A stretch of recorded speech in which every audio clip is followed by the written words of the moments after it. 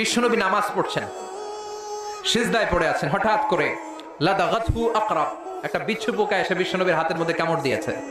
চকরিয়ায় তো বিচ্ছু নাই না? বিচ্ছুর আপনারা কি কন?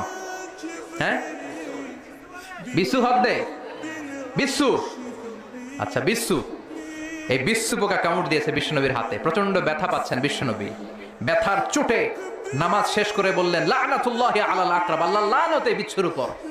মুসল্লিও চিনে না, নবীও চিনে না, কোনটা সাধারণ মুসল্লি কোনটা বিশ্বনবী ওইটাই চিনে না।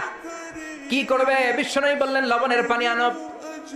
বিশ্বনবীর সামনে লবণ সেদ্ধ পানি আনা হলো। বিশ্বনবী বললেন আঙ্গুলের মধ্যে ঢালো।